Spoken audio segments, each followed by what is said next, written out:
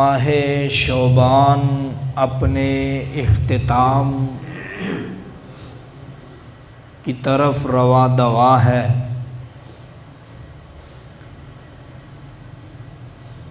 چند ہی دنوں کے بعد ایسا مہینہ آنے والا ہے کہ جس کے لیے میرا مصطفیٰ محمد صلی اللہ علیہ وسلم اپنے آپ کو عبادت کے لحاظ سے پہلے کی بنسبت بہت زیادہ تیار کرتے تھے۔ اماں عائشہ رضی اللہ تعالی عنہا فرماتی ہیں کہ میرا محبوب محمد رات کو رب کے سامنے کھڑے ہو کر نماز ادا کرتا تو وہ قیام اس قدر طویل ہو جاتا کہ پاؤں کے اندر سوجن ہو جاتی۔ تو میں نے عرض کیا کہ اے اللہ کے محبوب صلی اللہ علیہ وسلم کیوں اپنے آپ کو اتنی مشقت میں ڈالتے ہیں، کیوں اپنے آپ کو اتنا تھکا دیتے ہیں، حالانکہ آپ تو وہ ہیں جو جہنمیوں کی سفارش کر کے جنت میں لے جائیں گے۔ آپ تو وہ ہیں کہ جنت خود آپ کی منتظر ہے کہ کب وہ لمحہ آئے کہ محمد میرے اندر اپنے قدموں کو ٹکائے۔ آپ تو وہ ہیں کہ بروز محشر ساری انسانیت آپ کے قدموں میں ہوگی۔ جب میرا رب کسی کی نہیں سن رہا ہوگا، میرا رب اتنی جلال میں ہوگا، اتنا پررعب ہوگا کہ انسانیت تھر تھر کانپ رہی ہوگی، تو اس وقت جو رب سے ہم کلام ہوگا وہ تو آپ ہوں گے۔ میرا محمد آپ تو وہ ہے کہ جو سر سجدے میں دے دیں گے تو آواز آئے گی کہ ارفع راسک یا محمد، اے میرا محمد دنیا میں تو نے میرے آگے بہت سر جھکایا ہے، آج سر جھکانے کا وقت نہیں، مانگنے کا وقت ہے۔ مانگ جو مانگتا ہے۔ کہنے کا مقصد کہ اتنا زیادہ اللہ کا برگزیدہ، اتنا پیارا، اتنا محبوب، اتنا لاڈلا کہ جس کی خود جنت منتظر ہے، جب ایسی شخصیت اس قدر زیادہ عبادت کرتی ہے، اس قدر زیادہ اور لمبا قیام کرتی ہے کہ اماں عائشہ فرماتی ہیں کہ ان کے قدم مبارک سوج جایا کرتے تھے۔ اور یہ جو بات ہے، حدیث ہے، یہ رمضان کے مہینے والی نہیں ہے، بلکہ عام دنوں کی حالت اماں عائشہ بیان کر رہی ہیں۔ تو خود سوچئے جب نبی مکرم فخر مجسم عام دنوں کے اندر اس قدر عبادت رب کی کیا کرتے تھے، تو رمضان میں عبادت کا کیا عالم ہوگا پھر۔ تو اس سے ہمیں یہ سبق ملتا ہے کہ رمضان کے مہینے سے پہلے ہم اس کا استقبال اس طریقے سے کریں کہ جس طرح پہلے عبادت کرتے تھے اس میں مزید اضافہ کر دیں۔ اماں عائشہ فرماتی ہیں کہ جب شعبان کا مہینہ آتا تو اللہ کے محبوب پیغمبر اس قدر زیادہ روزہ رکھنا شروع کر دیتے کہ ہمیں یہ محسوس ہونے لگتا کہ اب افطار نہیں کریں گے، کوئی ناغہ نہیں کریں گے، یعنی رمضان اور شعبان میں فرق ہی مشکل ہو جاتا، لیکن کبھی کبھار بیچ میں سے ایک روزہ چھوڑ دیتے تاکہ رمضان کے ساتھ اس کی مماثلت نہ ہو۔ اللہ اکبر۔ ماہ رمضان آنے والا ہے۔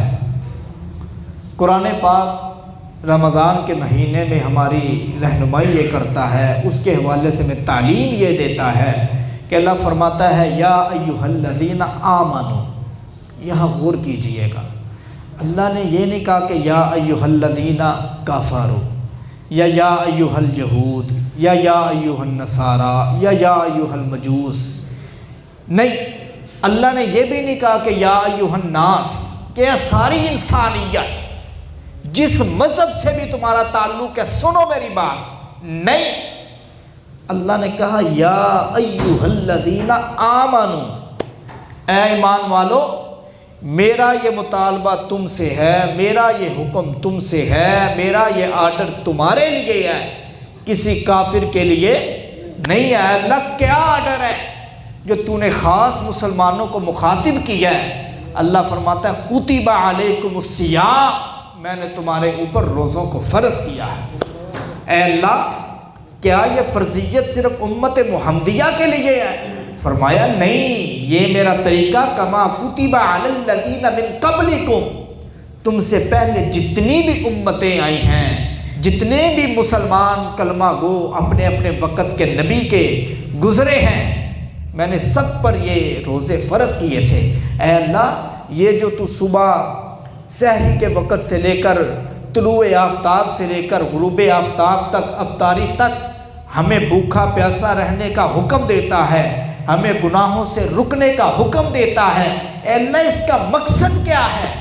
اے اللہ تیری غرض کیا ہے؟ اے اللہ تیرا مطلوب کیا ہے؟ مقصود کیا ہے؟ محصول کیا ہے؟ کیا چاہتا ہے ہم سے؟ اللہ فرماتا ہے میں چاہتا یہ ہوں کہ لعلکم تتقون، تم میرے سے ڈرنے والے بن جاؤ، تم مجھ سے مانگنے والے بن جاؤ، تم میرے آگے جولی پھیلانے والے بن جاؤ، تم میرے آگے ہاتھ اٹھانے والے بن جاؤ۔ اللہ اکبر۔ سنیے ایک حدیث، نبی پاک صلی اللہ علیہ وسلم نے فرمایا کہ جو بندہ ثواب کی نیت سے طلوع آفتاب سے لے کر غروب آفتاب تک بھوکا پیاسا رہتا ہے، یعنی روزے کی حالت میں رہتا ہے، اللہ تعالیٰ اس کے پچھلے سارے گناہ معاف فرما دیتا۔ یہ کتنا بڑا اعزاز ہے، یہ کتنی بڑی خوش قسمتی ہے کہ ہمارے چند گھنٹے بھوک کے اندر گزارنے کی وجہ سے، پیاس کے اندر مبتلا رہنے کی وجہ سے، گناہوں سے بچنے کی وجہ سے، وہ گناہ جو ہم اپنی زندگی میں کر چکے ہیں اس مبارک عمل کی وجہ سے اللہ وہ معاف فرما دیتا ہے۔ یہ بہت خوش قسمتی ہے انسان کی۔ اب یہ بات ذہن میں رکھیے، یہ اللہ کی بڑی رحمت ہے امت محمدیہ پر، یہ اللہ کی بڑی کرم نوازی ہے امت محمدیہ پر کہ اللہ نے ان کے لیے آسانیاں آسانیاں آسانیاں کی ہیں۔ میں ایک دو اگزامپل آپ کو دیتا ہوں، مثال دیتا ہوں۔ پہلی امت کے لوگوں کے کپڑوں پر اگر کوئی نجاست لگ جاتی نا تو وہ دھونے سے پاک نہیں ہوتے تھے، ان کو کاٹنا پڑتا تھا، پھر کپڑا پاک ہوتا تھا۔ لیکن آج میری امت کے لیے اللہ نے اتنی آسانیاں کی کہ اس کپڑے کو دھو لو تو وہ کپڑا پاک ہو جاتا ہے۔ پچھلی امتوں کے لیے عبادت کا جو دن مقرر ہوتا وہ 24 گھنٹے کے لیے مقرر ہوتا۔ اللہ نے یہودیوں کو حکم دیا کہ تم نے ہفتے والے دن اللہ کی عبادت کرنی ہے، اللہ کے آگے جھکنا ہے، اپنے کاروبار کو اپنی مصروفیات کو پیچھے رکھنا ہے۔ لیکن امت محمدیہ کے لیے اللہ تعالیٰ نے آسانیاں پیدا کی۔ جمعے کے دن 1 گھنٹہ، سوا گھنٹہ یا پونا گھنٹہ اس کے اندر بندہ عبادت کر کے اپنا فرض ادا کر کے فارغ، یہ آسانیاں ہیں۔ اسی طرح پہلی امتوں کے اندر جو روزہ فرض ہوا کرتا تھا وہ 24 گھنٹے کے لیے فرض ہوتا تھا۔ اس میں افطار کا ٹائم پتہ کیا ہوتا کہ آپ نے سونے سے پہلے جو کچھ کھا لیا، سونے کے بعد جب آپ بیدار ہوں گے تو آپ کا روزہ شروع ہو جائے گا۔ نبی پاک صلی اللہ علیہ وسلم کا ایک صحابی سارا دن محنت مشقت مزدوری کرتا رہا روزے کی حالت میں، افطار کے وقت گھر آئے، انتظار میں تھے کہ افطاری آئے تو میں اپنا روزہ افطار کروں، وقت ہو چکا ہے، لیکن افطاری کا انتظار کرتے کرتے نیند کا غلبہ آ گیا اور وہ صحابی رسول سو گئے، اور جب آنکھ کھلی تو اب پرانا طریقہ ذہن میں تھا کہ اب آنکھ کھل گئی ہے لہذا کھاؤں گا تو روزہ اس دن کا ضائع ہو جائے گا، اس دن کا روزہ پھر دوبارہ قضا کرنی پڑے گی۔ صحابی رسول نے بغیر کچھ کھائے روزے کی نیت کر لی۔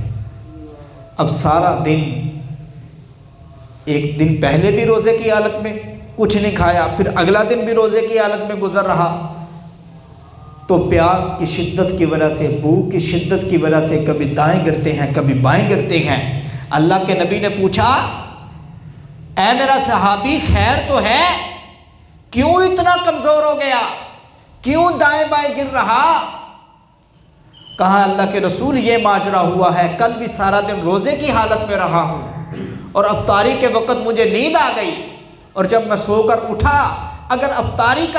اگر میں سحری کر لیتا تو آج کے روزے سے ہاتھ دھو بیٹھتا، اس لیے میں نے یہ مشقت برداشت کر لی، یہ تکلیف برداشت کر لی، لیکن آج کا روزہ نہیں چھوڑا۔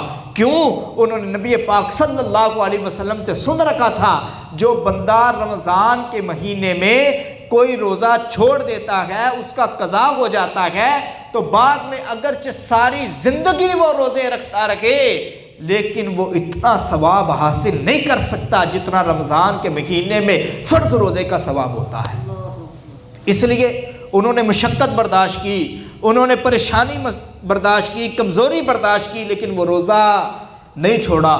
اللہ کے محبوب پیغمبر نے فرمایا، میرا صحابی، اللہ کا حکم نازل ہو چکا ہے، اللہ کے آرڈر آ چکے ہیں کہ اپنی امت کو کہہ دیجئے کہ پہلی امتوں کے لیے تو دن اور رات دونوں کا روزہ تھا، لیکن آپ کی امت کے لیے اللہ نے آسانی پیدا کر دی ہے کہ ان کے لیے صرف طلوع فجر سے لے کر غروب آفتاب تک روزہ ہوگا۔ یہ کتنی بڑی خوش قسمتی ہے کہ ساری رات ہم کھاتے پیتے ہیں، ہمیں کھانے پینے کی اجازت ہے، سحری کے وقت سحری کریں اور اس کے بعد روزے کی نیت کریں، غروب آفتاب تک افطاری کے وقت آپ افطاری کریں، تو یہ اتنا سا وقت ہمارے لیے روزے کا ہے۔ یقین جانیے، میں اور آپ تنہائی میں بیٹھ کر سوچیں، اگر اس حکم کے اندر میرے اللہ کی ترمیم نہ ہوتی، اگر اللہ اس میں آسانی پیدا نہ فرماتے، اگر ہمیں سہولت نہ دیتے، تو آج ہماری ایمانی حالت جو ہے وہ ہم بخوبی جانتے ہیں کہ ہم 30 روزے بڑی مشکل سے پورے کرتے ہیں۔ اگر 24 گھنٹے کا روزہ ہم پر فرض ہوتا تو پھر ہماری حالت کیا ہوتی؟ تو اس لیے ہمیں اللہ کا شکر ادا کرنا چاہیے، اللہ کے آگے جھکنا چاہیے، اللہ کے آگے گڑ گڑا کر مانگنا چاہیے، اے اللہ تیرا جتنا شکر ادا کرے کم ہے کہ تو نے ہمارے لیے آسانیاں پیدا کی ہیں، مشکلات پیدا نہیں کی۔ اس لیے اس رمضان کے مہینے کو غنیمت سمجھیں، اس رمضان کے مہینے کو اپنے لیے پیکج سمجھیں۔ یہ بڑی بابرکتوں والا مہینہ ہے، اس کے اندر اللہ تعالیٰ بعض روایات میں آتا ہے ایک نیکی کا بدلہ 70% دیتے ہیں، اور بعض روایات میں آتا ہے ایک نیکی کا بدلہ 70,000% اللہ بڑھا کر عطا کرتے ہیں۔ 70,000 کی جو روایت ہے اس کو 1 منٹ کے لیے سائڈ پہ رکھیں، 70 ہی کی روایت کو لے لیں کہ ایک بندہ اللہ کے راستے میں 1,000 روپیہ مسجد یا مدرسے میں دیتا ہے، لیکن اللہ اس کے نامہ یا مال کے اندر 70,000 کا ثواب لکھ کر دیتا ہے۔ یہ کتنا بڑا اللہ تعالیٰ کی طرف سے انعام ہے۔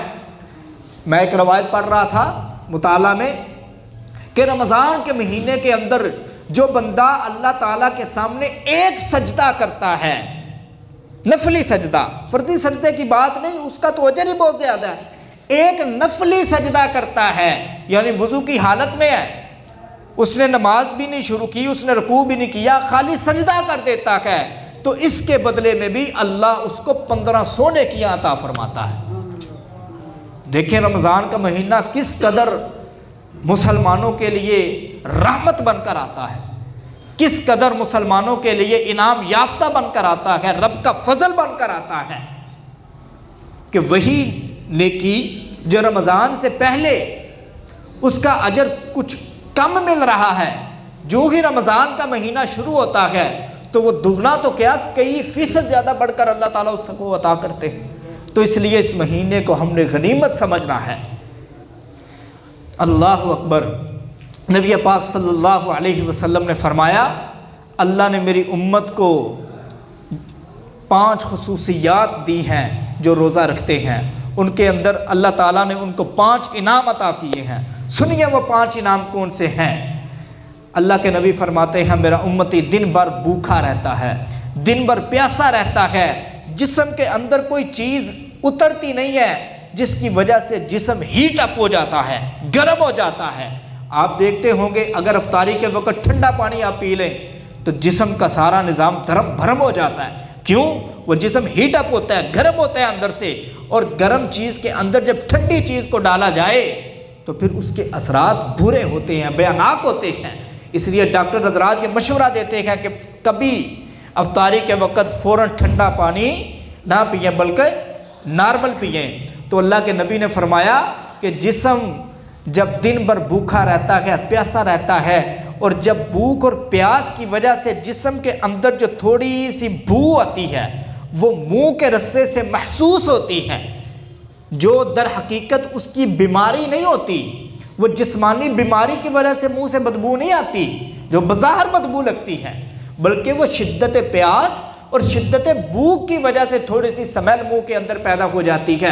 اللہ کے نبی فرماتے ہیں یہ بظاہر تو منہ کی سمیل ہے، لیکن اللہ کی نظروں میں یہ کستوری سے بھی زیادہ خوشبودار ہے، اور یہ کستوری اس دنیا کے اندر کوئی اس کی خوشبو محسوس نہیں کر سکتا۔ یہ کل جنتی لوگ جب جنت میں جائیں گے وہاں جا کر اس کو محسوس کریں گے۔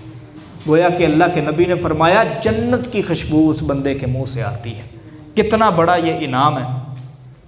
دوسرا انعام، اللہ کے نبی فرماتے ہیں میرا مسلمان، میرا امتی جو اللہ کی رضا کے لیے دن بھر بھوکا پیاسا گناہوں سے بچتا ہے، روزہ رکھتا ہے، اللہ تعالیٰ سمندر کی مچھلیوں کی ڈیوٹی لگا دیتے ہیں میرے اس فلاں بندے کے لیے توبہ استغفار کرتی رہا۔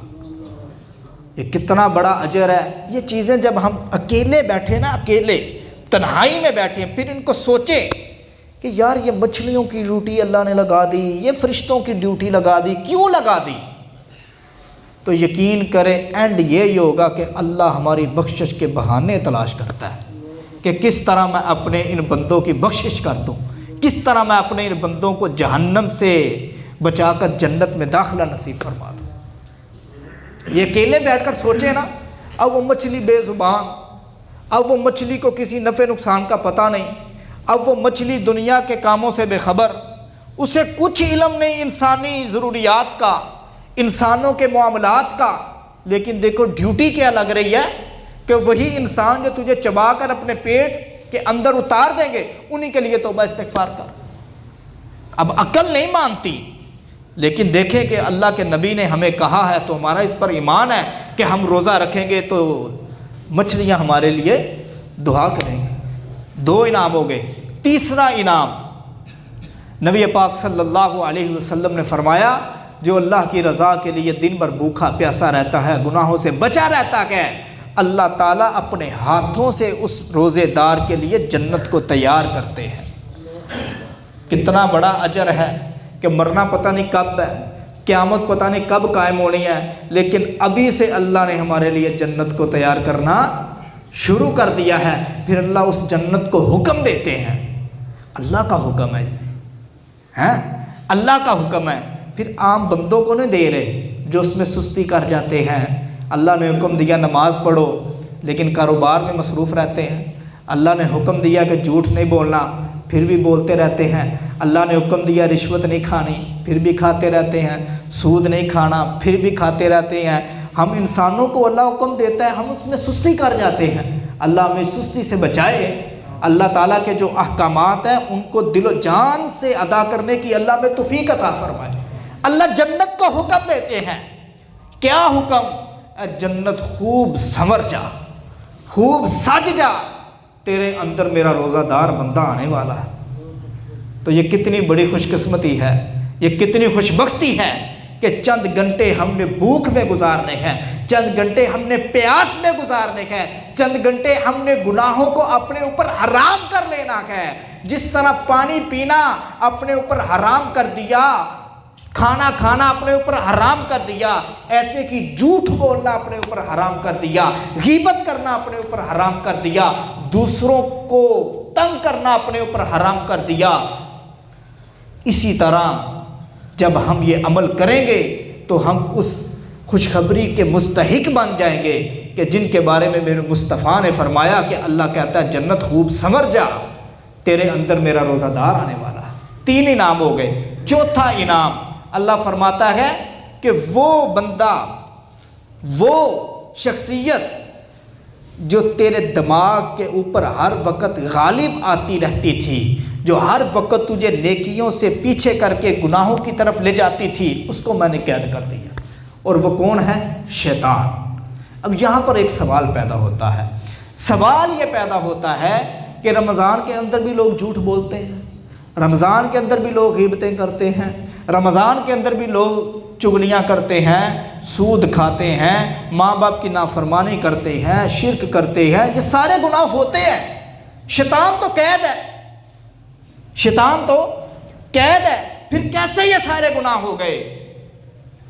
اس کا جواب یہ ہے کہ وہ 11 مہینے ہم پر محنت اتنی کر گیا ہوتا ہے کہ اس کے اثرات نکلتے نکلتے یہ گناہ ہو جاتے ہیں۔ اس کی مثال آپ یہ سمجھ لیں، پنکھا ہے یہ، آپ اس کو چلاتے ہیں، 2 منٹ کے لیے چلائیں یا 1 منٹ کے لیے چلائیں، پھر اس کو بند کر دیں بٹن کو، یہ بند ہوتے ہوتے ہوتے ہوتے وقت لیتا ہے، یعنی اپنی پہلی سپیڈ کو کم کر دیتا ہے۔ اسی طرح ہماری بھی یہ حالت ہے کہ 11 مہینے شیطان ہم پر اتنی محنت کر گیا ہوتا ہے، جب رمضان آتا ہے گناہوں کی شدت کم ہو جاتی ہے، پہلے کی بنسبت مسلمان گناہ کم کر دیتا ہے، لیکن تھوڑے تھوڑے ہوتے رہتے ہیں۔ اس لیے ہمیں چاہیے کہ ہم رمضان کے اندر شیطان کے قید ہونے کا فائدہ اٹھائیں۔ اس کو اللہ نے جکڑا ہے اس وجہ سے تاکہ میری امت گناہوں سے بچی رہے، تاکہ یہ جنت والے رستے پہ چلے، جہنم والے رستے پہ جو شیطان ان کو چلاتا تھا اس سے رک جائے۔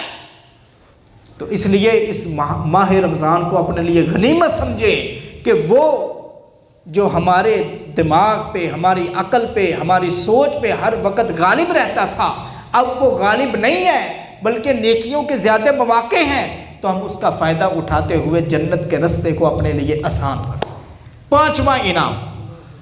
پانچواں انعام یہ ہے کہ اللہ کے محبوب پیغمبر صلی اللہ علیہ وسلم نے فرمایا کہ جب رمضان کی آخری رات ہوتی ہے، رمضان کی آخری رات ہوتی ہے، اس پورے مہینے کے اندر جس نے اللہ کو راضی کرنے کے لیے رمضان کا مہینہ روزوں کی حالت میں گزارا ہوتا ہے، اللہ سب کی بخشش فرما دیتا ہے۔ بعض روایات میں آتا ہے کہ اللہ تعالیٰ ہر رات مسلمانوں کی بخشش فرماتا ہے، جس کو اللہ دیکھتا ہے کہ اس نے اچھا روزہ رکھا، یہ گناہوں سے بچا رکھا، اس کی اللہ بخشش فرما دیتا ہے۔ پھر جب آخری رات ہوتی ہے، اگلے دن عید الفطر ہے، اس سے پہلے جو آخری رات ہے رمضان کی، اس دن اللہ اتنے کی مسلمانوں کی بخشش فرماتا ہے کہ جتنے پورے رمضان کے اندر مسلمانوں کی بخشش فرمائی ہوتی ہے۔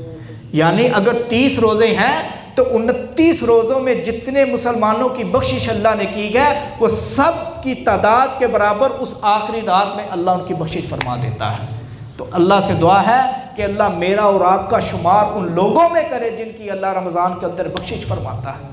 اللہ ہمارا شمار ان لوگوں میں نہ کرے کہ جناب محمد صلی اللہ علیہ وسلم نے فرمایا تباہ و برباد ہو وہ بندہ، حضرت جبریل کی یہ بد دعا، تباہ و برباد ہو وہ بندہ کہ جس کی زندگی کے اندر رمضان کا مہینہ آیا لیکن وہ اللہ کی عبادت کر کے گناہوں سے بچ کر اپنی بخشش نہ کروا سکا۔ تو اللہ کے محبوب پیغمبر نے فرمایا آمین۔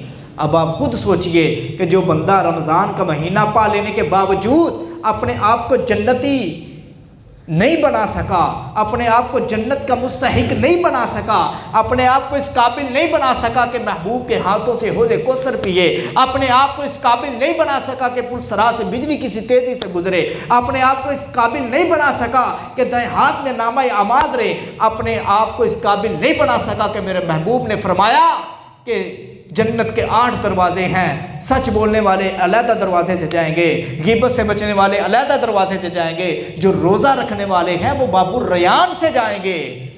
ہم اپنے آپ کو اس قابل نہ بنا سکے کہ باب الریان ہمیں پکار کر کہے لبیک، تو یقین جانیے کہ جبریل نے کہا ایسا بندہ تباہ و برباد ہو، اور اس پر میرے محمد نے آمین کہا۔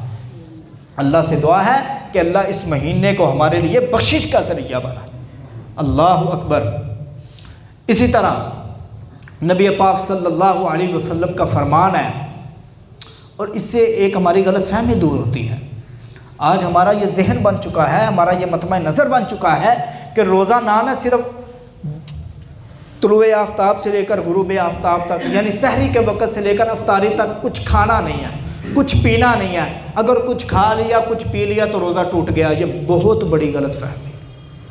جس طرح کچھ کھانے سے روزہ ٹوٹ جاتا ہے، اسی طرح جھوٹ بولنے سے بھی روزہ ٹوٹ جاتا ہے، غیبت کرنے سے بھی روزہ ٹوٹ جاتا ہے۔ گویا روزے کی حالت میں جس طرح کھانے پینے سے بچنا ہمارے اوپر فرض ہے، ایسے ہی ہمارے لیے کبیرہ گناہوں سے بچنا بھی فرض ہے۔ صغیرہ تو چھوٹے موٹے ہو جائیں گے، انسان ہے، کبیرہ گناہوں سے بچنا بھی فرض ہے۔ اس پر دلیل یہ ہے کہ نبی پاک صلی اللہ علیہ وسلم نے فرمایا کہ جو بندہ دن بھر بھوکا پیاسا رہا لیکن ساتھ ساتھ گناہ بھی کرتا رہا تو ایسے بندے کو سوائے بھوک اور پیاس کے کچھ حاصل نہیں ہوگا۔ تو اس لیے یہ غلط فہمی، یہ مطمع نظر ہمارا نہیں ہونا چاہیے کہ روزہ نام ہے صرف بھوک اور پیاس اختیار کر لینے کا، روزے کی حالت میں کچھ نہ کھانے اور کچھ نہ پینے کا، بلکہ روزہ نام ہے کچھ نہ کھانے، کچھ نہ پینے اور ایک بھی گناہ نہ کرنے کا۔ تو اس لیے ہمیں اپنا یہ ذہن بنانا چاہیے، جس طرح بھوک اور پیاس برداشت کرنی ہے، اسی طرح گناہوں سے بھی ہم نے بچنا ہے۔ اللہ سے دعا ہے کہ اللہ تعالی ہمیں رمضان کی جس طرح قدر کرنے کا حق ہے اس طرح قدر کرنے والا بنائے۔ یہ موضوع ختم ہو گیا۔ بڑی سستی ہوتی ہے ایک بات کے اندر اور اس کو بڑا معمولی سمجھا جاتا ہے اور عموماً اس کی طرف اتنی نگاہ بھی نہیں جاتی۔ کیوں؟ اس کی وجہ یہ ہے کہ وہ ہماری زندگی کی عادت بن چکا ہے وہ عمل۔ اس کو ہم اگر کوئی اس کے بارے میں ہمیں روکے ٹوکے بھی تو اتنا ہم سیریس نہیں لیتے۔ وہ کیا ہے؟ مسجد کے اندر آ کر ہم دنیا کی باتیں کرتے ہیں، مسجد کے اندر آ کر ہم وہی رویہ اختیار کرتے ہیں جو ہمارا بازار کے اندر ہوتا ہے، مسجد کے اندر آ کر ہماری وہی عادات، حرکات، اعمال، افعال، اقوال ہوتے ہیں جو ہمارے گھر میں ہوتے ہیں۔ حالانکہ مسجد میں اور مسجد کے باہر کے رویے میں فرق ہونا چاہیے۔ وجہ یہ ہے کہ مسجد اللہ کا گھر ہے، یہاں میزبان خود خدا ہے اور اس کے مہمان بن کر ہم آ رہے ہیں۔ تو اس لیے یہ رمضان کا مہینہ ہے، پہلے کی بنسبت آپ مسجد میں زیادہ آئیں گے۔ پہلے اگر آپ کاروبار پر تھے تو سستی ہو جاتی تھی نماز پڑھنے میں، لیکن رمضان کا مہینہ جو ہی آیا، اذان ہوئی، آپ اپنا کام چھوڑ دیتے ہیں، مسجد کی طرف آ جاتے ہیں۔ پہلے اگر ظہر کی نماز کے اندر 20 نمازی تھے تو رمضان کے اندر 100 نمازی ہوتا ہے۔ پہلے اگر جمعے کی نماز کے اندر 50 نمازی ہوتے ہیں، 100 ہوتے ہیں، تو رمضان کے اندر 500 1000 ہوتے ہیں، یعنی تعداد بہت زیادہ بڑھ جاتی ہے۔ اور جب تعداد بڑھ جاتی ہے پھر اتنی ہی غفلت زیادہ ہو جاتی ہے، پھر اتنی ہی سستی زیادہ ہو جاتی ہے۔ تو اس لیے یہ رمضان کا مہینہ ہے، میری دعا ہے کہ اللہ تعالیٰ مجھے، آپ کو، سب کو رمضان غیر رمضان سبھی میں ایسے ہی مسجد میں آنے کی توفیق عطا فرمائے جیسے ہم رمضان کے مہینے میں آتے ہیں۔ لیکن سمجھنے کی بات یہ ہے کہ جب ہم مسجد میں آئیں تو ہمیں کیا کرنے کی ضرورت ہے؟ سب سے پہلے اپنی یہ عادت بنا لیں، اپنا یہ طریقہ بنا لیں کہ ہم نے جب بھی مسجد میں آنا اعتکاف کی نیت کر کے آنا۔ ایک تو ہوتا ہے اعتکاف رمضان کی آخری 10 راتوں کا یا 20 یا پورے رمضان کا بھی اعتکاف ہے، وہ سنت عمل ہے۔ ایک اعتکاف ہے نفلی کہ آپ جب بھی مسجد کے اندر آئیں تو اعتکاف کی نیت کریں۔ اس کا سب سے بڑا فائدہ یہ ہوگا، ایک تو آپ اللہ کی حفاظت میں آ جائیں گے، اللہ تعالیٰ آپ کو اعتکاف کا ثواب عطا کریں گے، اور دوسرا جو فائدہ ہوگا، آپ جب بھی بات کرنے لگیں گے تو آپ کے ذہن میں ہوگا کہ میں تو اعتکاف کی حالت میں ہوں۔ آپ دیکھتے ہوں گے رمضان کے اندر جو بھائی اعتکاف بیٹھتے ہیں ان میں اور جو باہر سے نماز پڑھنے آتے ہیں واضح فرق نظر آتا ہے۔ وہ سب سے الگ تھلگ بیٹھا ہوتا ہے تاکہ مجھ سے کوئی بات نہ کرے، تاکہ میں دنیا کے معاملات میں نہ پڑھوں۔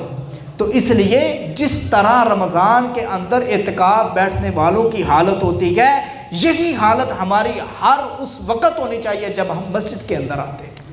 اگر ہم دنیا کی باتیں کریں گے تو کیا ہوگا؟ سنیے نبی پاک صلی اللہ علیہ وسلم کی حدیث، اپنے صحابہ کو فرماتے ہیں، میرے صحابہ، ایک زمانہ ایسا آئے گا کہ لوگ دنیا کے اندر مسجدوں میں جب جائیں گے تو دنیا کی باتیں کریں گے. یاد رکھنا جب وہ باتیں کریں تو ان کے ساتھ نہ بیٹھنا، کیونکہ ایسے لوگوں کے ساتھ اللہ کا کوئی تعلق نہیں. اب ایک بندہ ٹائم نکال کر مسجد میں آتا ہے اور جو اس کا مطلوب ہے، جو اس کا مقصود ہے، جو اس کو محصول ہے، جب اس کو وہی نہیں مل رہا، دنیا کی باتیں کرنی ہے، تو اللہ ہمیں کیا عطا کرے گا؟ آج ہمارے یہ شکوے ہیں، شکایتیں ہیں کہ ہماری دعائیں قبول نہیں ہوتی. ہم ذرا اکیلے بیٹھ کر سوچیں تو صحیح کہ کیا وہ وجوہات ہیں، کون سے وہ اسباب ہیں کہ جو ہماری دعاؤں کی قبولیت میں رکاوٹ بن رہے ہیں. اب یہ حدیث ہمارے سامنے آ گئی کہ جو مسجد کے اندر دنیا کی باتیں کرتا ہے، ایسے بندے کے ساتھ اللہ کا کوئی تعلق ہی نہیں ہے. کیونکہ میں نے یہ موضوع شروع کرنے سے پہلے آپ کو بتایا کہ یہ اللہ کا گھر ہے اور اس کا میزبان اللہ ہے، ہم اس میں مہمان بن کر آتے ہیں. آج میں اور آپ سوچیں کہ ہم جب کسی بھائی کے گھر مہمان بن کر جاتے ہیں، ہم اس کے ساتھ کنٹیکٹ کرنے کی بجائے، اس سے باتیں کرنے کی بجائے دائیں بائیں باتیں کرتے رہیں گے، اس کو برا محسوس ہوگا کہ نہیں ہوگا کہ آیا تو میرے گھر ہے، آیا تو میرے پاس مہمان بن کر ہے، لیکن میرے سے تو نے بات ہی نہیں کی، میرے سے تو نے کوئی تعلق ہی نہیں قائم کیا، تو تیرے آنے کا فائدہ کیا؟ اتنی دعوت سجانے کا مقصد کیا؟ تو ایسے ہی اس گھر میں اللہ میزبان ہے، ہم مہمان بن کر آئے ہیں. جب ہم اللہ سے کنٹیکٹ نہیں کریں گے، اللہ سے رابطے میں نہیں رہیں گے، اللہ سے تعلق میں نہیں رہیں گے، تو اللہ کے نبی نے فرمایا میرے صحابہ ایسے لوگ آئیں گے، ایسا زمانہ آئے گا کہ لوگ مسجد میں اللہ کی عبادت کرنے کے ساتھ ساتھ دنیا کی باتیں کریں گے. تو نے ایسے لوگوں کے ساتھ نہیں بیٹھنا. کیوں؟ کیونکہ ایسے لوگوں کے ساتھ اللہ کا کوئی رابطہ نہیں. ایک اور حدیث سنیں، یہ تو دنیا کے اندر کی ایک مثال ہے نا، آخرت کی سنیں.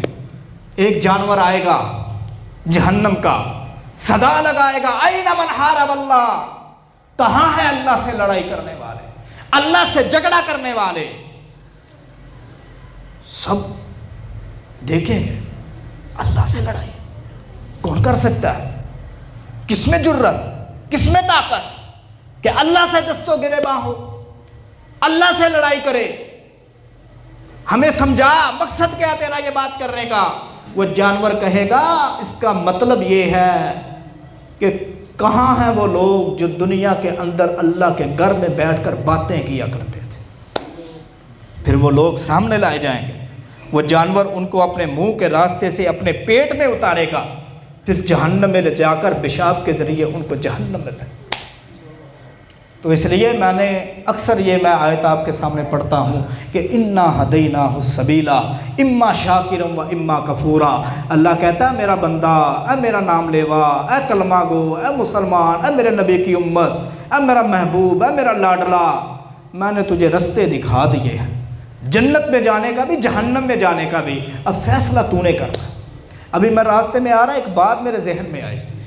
ہم اکثر یہ کہتے ہیں یہ دنیا امتحان گاہ ہے، یہ دنیا امتحان گاہ ہے. اب دنیا کے اندر جو امتحان ہوتے ہیں اسکول کے، مدرسے کے، کالج کے، یونیورسٹیز کے، وہاں یہ ہوتا ہے کہ کویسچن جو ہوتے ہیں، سوال جو ہوتے ہیں، وہ ادارے کی طرف سے ہوتے ہیں، آنسر جواب ہم نے خود لکھنا ہوتا ہے.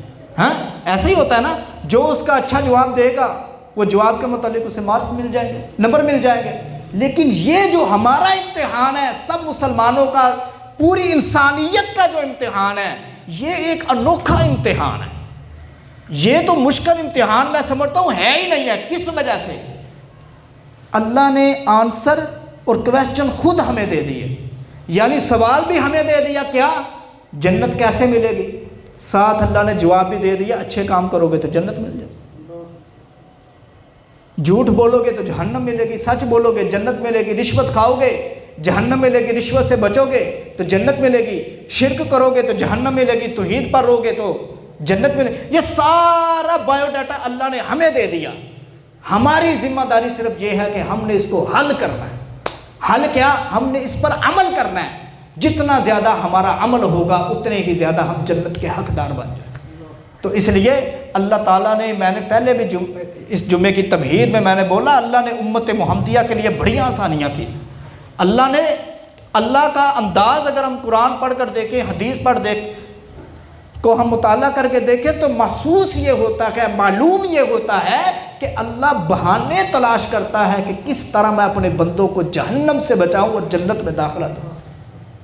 اب سوچیں خود، عام دنوں کے اندر بندہ ایک سجدہ کرے تو اس کی ایک نیکی ہے، لیکن رمضان کا مہینہ آتا ہے تو اسی سجدے کی نیکیاں ایک سے بڑھ کر 1500 تک چلی جاتی ہیں۔ رمضان کے اندر بندہ قرآن کا ایک لفظ پڑھتا ہے تو اس کی 70 نیکیاں ملتی ہیں، عام دنوں میں اس کی 10 نیکیاں ملتی ہیں۔ بندہ دیکھے نا کہ یہ کیوں ہو رہا ہے، اس کی وجہ کیا ہے، اللہ چاہتا کیا ہے کہ جو اتنا ملٹی پلائی کیا، اتنا زیادہ ہمیں دے دیا، آخر کوئی وجہ تو ہوگی نا۔ میرا ذہن یہ کہتا ہے، میری سوچ یہ کہتی ہے، میری کم فہمی یہ کہتی ہے کہ میرا اللہ بہانے تلاش کرتا ہے کہ کس طرح میں اپنے بندے کو جنت کے اندر داخلہ دوں۔